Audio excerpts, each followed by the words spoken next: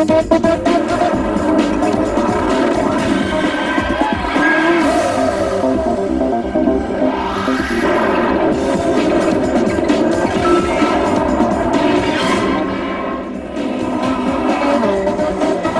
15 years away, in 2000, Peugeot returned full-time to world rallying. In the space of 10 months, Peugeot did something that in modern rallying seemed impossible.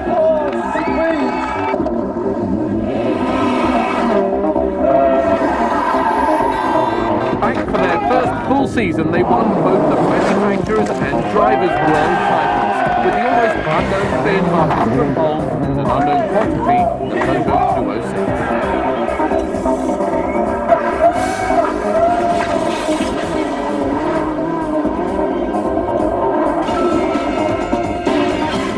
206 brought memories flooding back. Memories of arguably the world's best ever rally car, the legendary Peugeot 205 T16 from the mid-80s. The 205 had an almost spiritual aura that anyone saw. It inspired you to. It was confidence-inspiring car. It was really a new concept of car.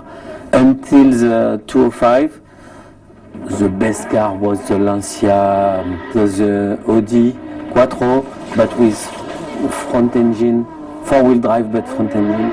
And Peugeot came in the rally business with a completely new concept, with a four-wheel drive, but with rear central engine, turbocharged.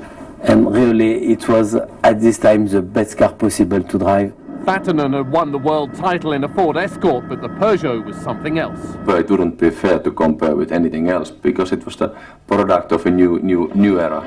It sort of untaps from you some like a hidden force. It opens a Pandora's box in a way, and Peugeot was that sort of car. Peugeot gave themselves just 30 months in which to build a world champion. What they created was revolutionary. The T16 had around 500 horsepower, four-wheel drive and a tight, light chassis. Team was fantastic. I mean, really supporting. You remember we were all building something. We were all in a way rescuing without knowing it. And Peugeot. Jean Todt, now the Ferrari F1 boss, had the job of saving Peugeot from bankruptcy. Immediately the 205 looked a winner. I remember when I accelerated it for the first time, really. So I sort of stopped down and looked at Terry in amazement. You know, look at this car. I mean, this is going to go well. This car. I mean, I sort of was gasping for air. April 84 was the first rally for the 205 for Harry Vatanen and myself.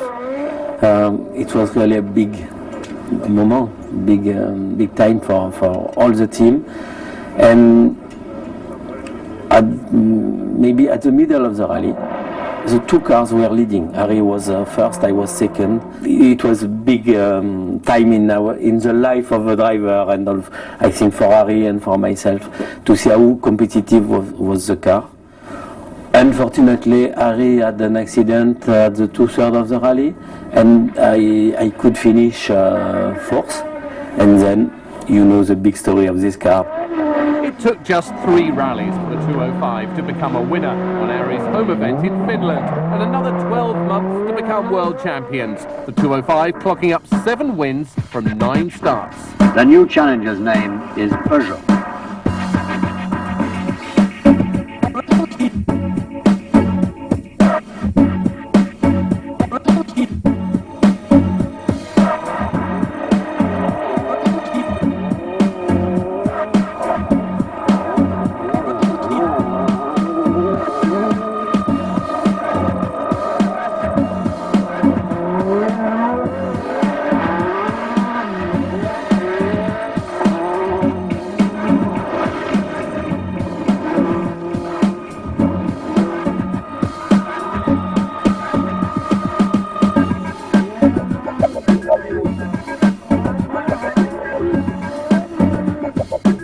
By rights, Vatanen should have been champion in '85, but a massive accident in Argentina came close to ending his life and his career. Instead, Timo Salonen took the crown, but how the Peugeot soared so high, so fast.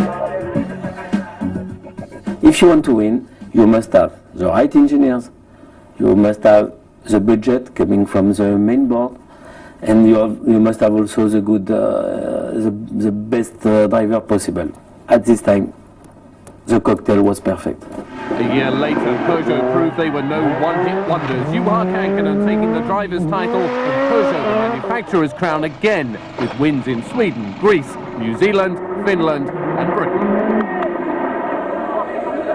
By now, Jean-Pierre Nicolas had swapped driver's seat for a role in team management.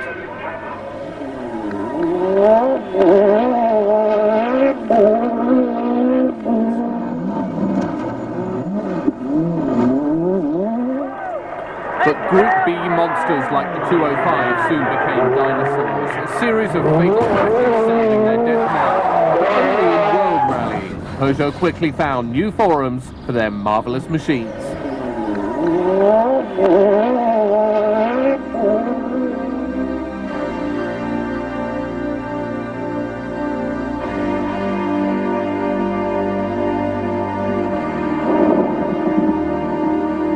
The new home for Peugeot, deep in the Sahara Desert for the Paris-Dakar, the world's toughest rally, and in the Rocky Mountains for the Pikes Peak hill climb in Colorado. 150 bends in less than 20 kilometers up the side of a 4,500-meter mountain.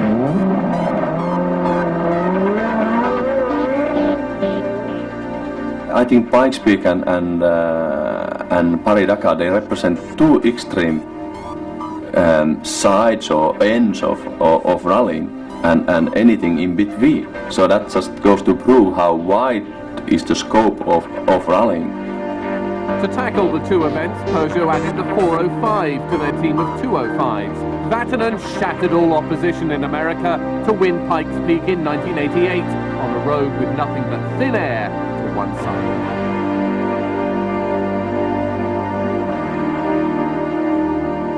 In Colorado with a 600 brake horse car which weighs 900 kilos, I mean, incredible power weight ratio. I mean, it's an ultimate test of speed, absolutely the ultimate test. Harry also won the Dakar Desert Marathon 4 times, reviving his career. Paris-Dakar, there you can long it up, you can finish sometimes if everything goes really well, you get everything right, you get your and you don't have a puncture and you get your navigation right and you go through absolutely breathtaking scenery. I mean, and you can end up 15 minutes earlier than anybody else. I mean, it also gives a fantastic feeling, and no, I'm very privileged that I have been around. Very, very privileged indeed. With the 405, Peugeot dominated long-distance rallies all over the world, but after a break of more than a decade, the siren call of the World Rally Championship beckoned Peugeot back to its roots.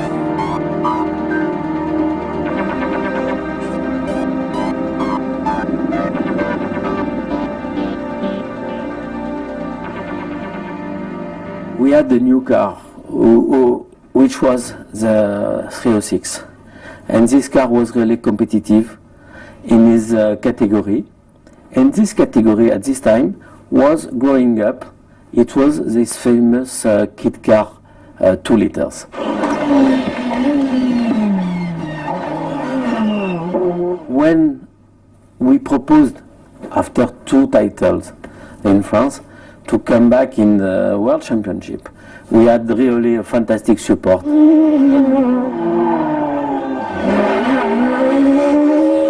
But they had a remark. They didn't want to go with the 306, which was not the most important car for Peugeot, but they wanted to come back with the 206. Because we have done so well with 205, it was quite difficult to do as well with the 206. It was because in the mind of journalists, public, and of people working in Peugeot, everybody had this souvenir of the 205 winning everything. The new 206 World Rally car made its debut on the Acropolis Rally in 1999. 9 months later, it was a winner for the first time in Sweden. It was also the first victory for Marcus. But Peugeot and Grünholm are now on a roll. Around the world, the 206 won again and again. Peugeot and Grünholm sewing up both titles by the grand finale in Croatia.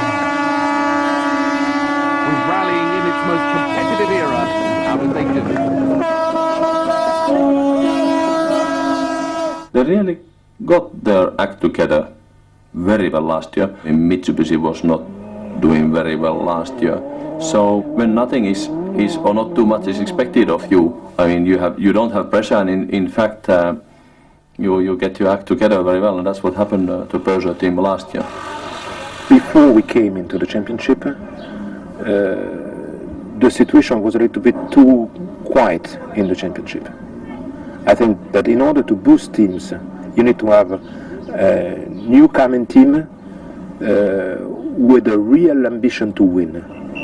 We put a little bit of our Latin approach to a big amount of technicity, and this type of cocktail has been a good recipe for success. The first quality of the team in 2000 that everybody works well together, because most of the people in the team were very young. Medium age was 32. In France we have an expression, they had, I think they still have, the teeth in the ground. They want to eat everything. We have won 5 rallies on 7 where we participated. Because our driver was faster, because our car was more reliable than the other cars. That's why the result.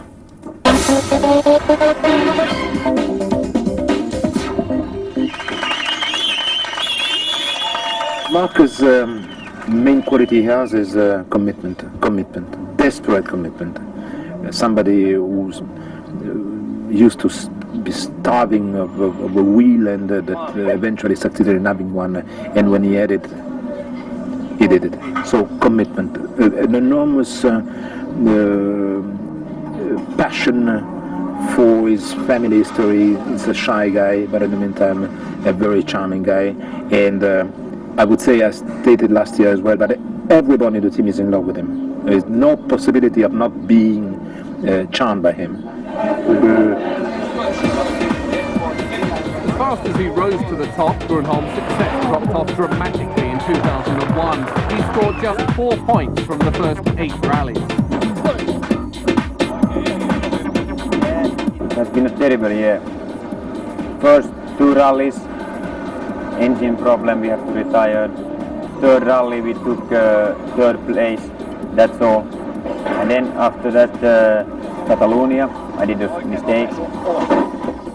But the speed was okay. Maybe I was trying a little bit too much, I don't know exactly. And then again Argentina, lot of problems with the car, and maybe not 100% concentrated. We were slightly off and no results again. I can be angry for 10 seconds, but after, okay, we have to find the problems and why they are not doing that for fun to me. In his championship year, Marcus kept his cool, even when the heat was on. I had a mental trainer.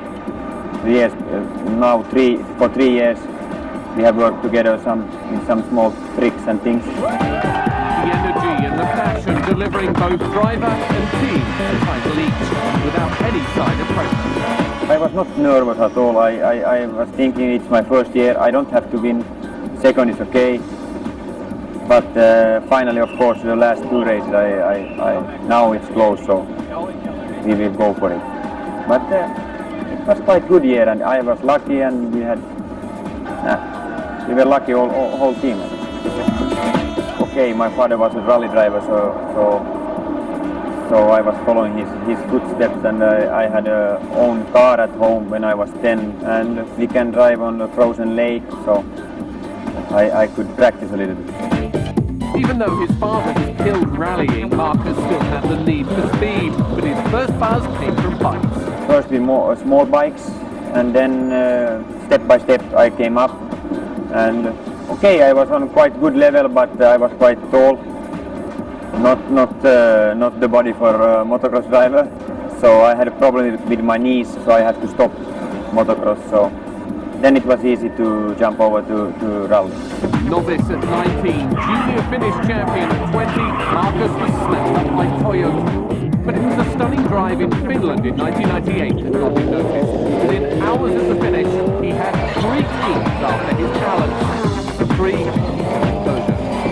I was quite sure they will do a good success again, because everybody put like 100% and they wanted to win. So too did Marcus, both achieving their dream in Sweden 6 weeks into the new millennium. But at 1.93 m, Marcus delivered the biggest car is his chariot. There have been many tall rally drivers before also, but yes, sometimes in this our car 206, it's a quite small car, but when I put the helmet on and I start driving, so I forget this.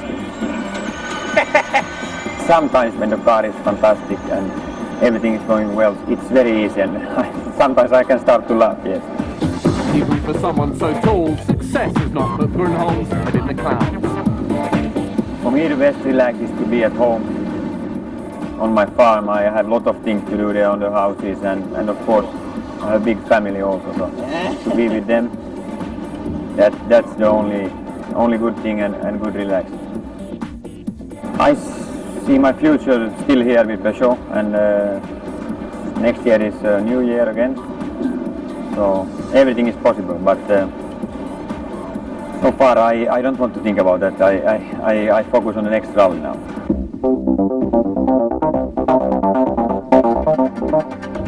If an army marches on its stomach, Peugeot have learned that the way to fuel the team is with good cooking. Maybe this is the real recipe behind their success. Take 1 field kitchen, add 2 crazy Italian chefs. Hello, I'm Ivan and this is Riccardo. We are the chef for the Peugeot team.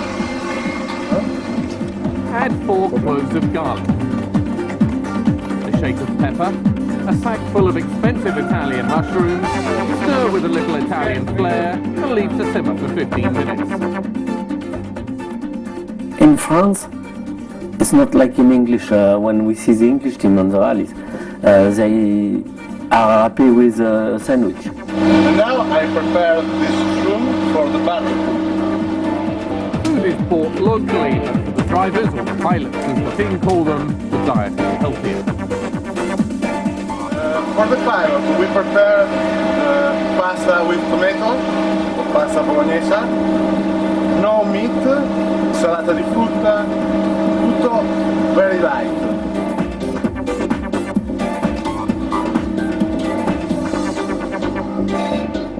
The team is French, but the kitchen is Italian. This is a typical Italian dessert. It's a tiramisu. Do you know tiramisu? It's very good.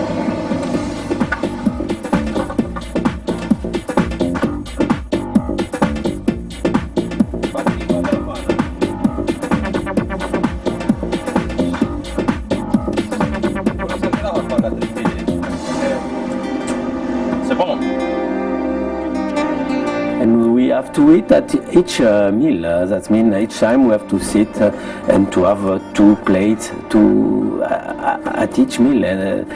This is a French tradition, and we are happy with.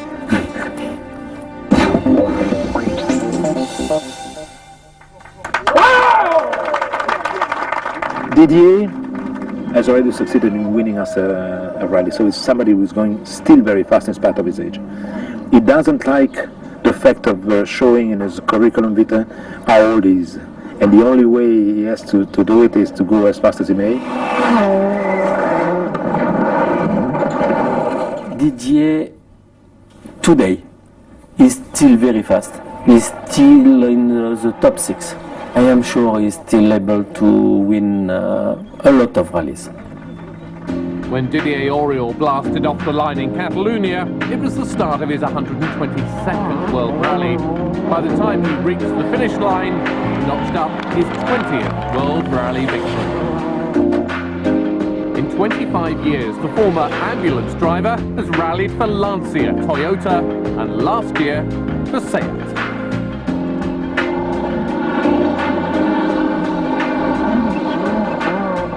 I did my first rally in 76, and immediately I do very, very good time with standard tire, and all the people say, who is this driver? It's completely crazy. Who is this driver? And of course I stop the race. I have some problem. I have no money, but I was very, very happy because I have made some good time. So I say, oh, you must try to continue in this way and try to find to work some money and a better car. His World Championship debut came in 1989 in a Lancia. It turned out to be a record-breaking partnership. In 1992, they won 6 rallies. But he never won the World Championship for the Italians.